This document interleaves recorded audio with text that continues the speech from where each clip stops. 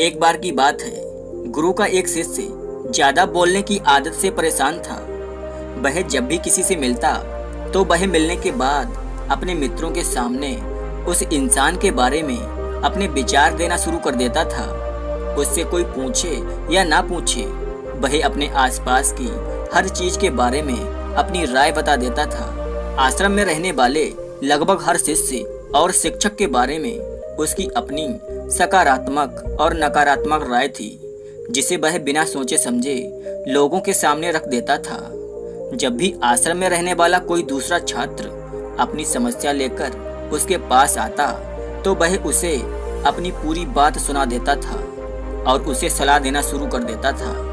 वह अक्सर अपने मित्रों से कहता रहता, तुम्हें यह काम ऐसे करना चाहिए या यह काम वैसे करना चाहिए। उसको अपने आसपास के चीजों के बारे में जो भी आधा अधूरा ज्ञान था, उन्हें अपने मित्रों के बीच बोल बोल कर अपने ज्ञान का झूठा दिखावा करता रहता। उसकी इसी हरकतों की वजह से आश्रम का कोई भी छात्र या शिक्षक उसे गंभीरता से नहीं लेता था। अक्सर उसके साथ पढ़ने वाले छात्र उससे दूर रहना ही पसंद करते थे, क्योंकि वह हर बार उन्हें सलाह देने लगता था। कोई भी उसे अपना मित्र बनाना नहीं चाहता था, सब उससे दूर ही रहना पसंद करते थे। आश्रम में रहने वाले सभी छात्र उसकी पीठ पीछे उसकी इन आदतों की वजह से उसका मजाक बनाते थे। उस लड़के को भी पता था कि ज्यादा बोलने की इस आदत की वजह से कोई भी उससे बोलना पसंद नहीं करता।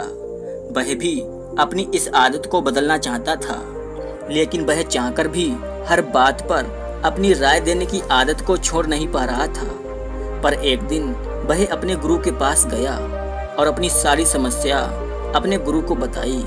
गुरु ने कहा, बेटा, ज्यादा वही इंसान बोलता है जिसे लगता है कि वह सब कुछ जानता है, और जो इंसान यह मानता है कि वह थोड़ा बहुत ही जानता है और ऐसा बहुत कुछ है जो उसे सीखना है, तो वह कभी भी जरूरत से ज्यादा नहीं बोलता और ना ही बिन मांगे किसी को राय देता है। तुम्हें इन 5 परिस्थितियों में हमेशा चुप रहना चाहिए। तो वह गुरु उस लड़के को उन 5 स्थितियों के बारे में बताते हैं जिन स्थितियों में हमेशा व्यक्ति को चुप रहना चाहिए। दोस्तों, इससे पहले हम ये 5 स्थितियां जानें, अगर आपने हमारे इस वीडियो को लाइक नहीं किया है तो वीडियो को लाइक करके हमारे इस YouTube चैनल को सब्सक्राइब जरूर कर लीजिएगा। पहली स्थिति, जब तुम्हें लगे तुम्हारे भावनाओं को कोई तुम्हारे शब्दों से नहीं समझ सकता, उस समय तुम्हें चुप रहना चाहिए। अक्सर हम लोगों को अपने दुख और परेशानियां बताना शुरू कर देते हैं, जबकि हमारे आसपास रहने वाले लोगों को इससे कोई फर्क नहीं पड़ता कि हमारे जीवन में क्या कुछ गुजर रहा है। हर इंसान को सिर्फ खुद से मतलब होता है। वह केवल खुद के बारे में बात करना चाहता है। वह केवल खुद की तारीफ सुनना चाहता है। उन्हें हमारे जीवन की परेशानियों से कोई मतलब नहीं है और ना ही वह सुनना चाहते हैं। हो सकता है 1 या 2 बार वह तुम्हारी दुख भरी कहानी सुन भी ले, लेकिन इसके बाद वह तुमसे दूर भागना शुरू कर देंगे, क्योंकि कोई भी किसी दुखी और असहाय इंसान के साथ रहना पसंद नहीं करता। इसीलिए कभी भी अपने करीबी मित्रों और परिवार वालों को छोड़कर किसी इंसान को अपनी परेशानी ना बताएं, जो तुम्हारी बातों को समझने की बजाय तुम्हारा मजाक बनाए या तुम्हारी मजबूरी का फायदा उठाए। दूसरी स्थिति, जब तुम्हें यह ना पता हो कि किसी विशेष मौके पर तुम्हें क्या बोलना है या किसी घटना के बारे में तुम्हें आधा अधूरा ही ज्ञान हो, तो ऐसे मौके पर तुम्हें चुप ही रहना चाहिए।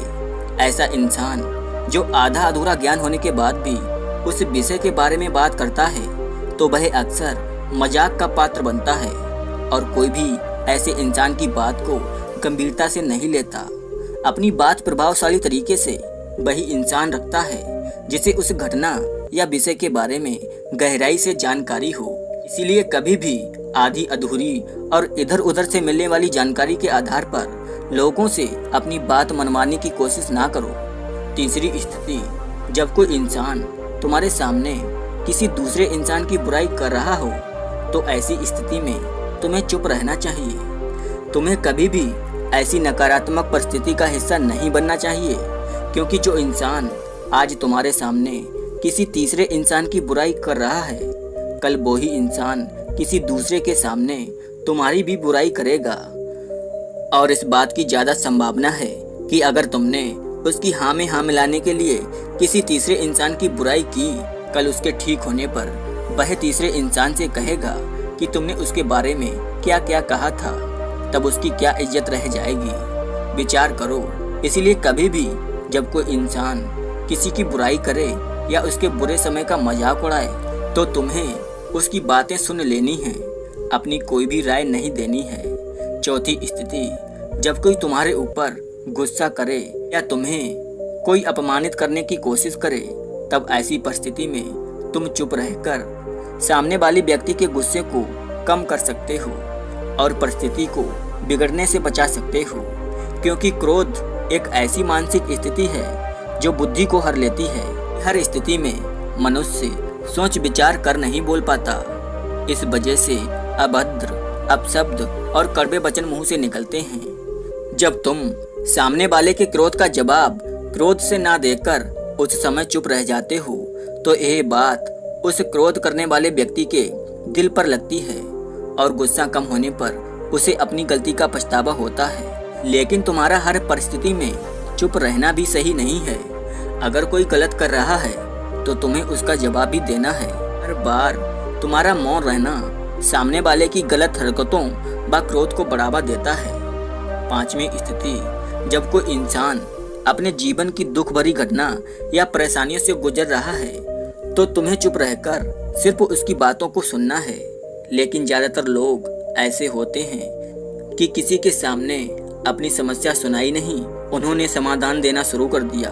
जबकि कोई इंसान अपना समझकर ही हमसे परेशानियां साझा कर रहा होता है, ना कि वह हमसे कोई सुझाव की उम्मीद कर रहा होता है।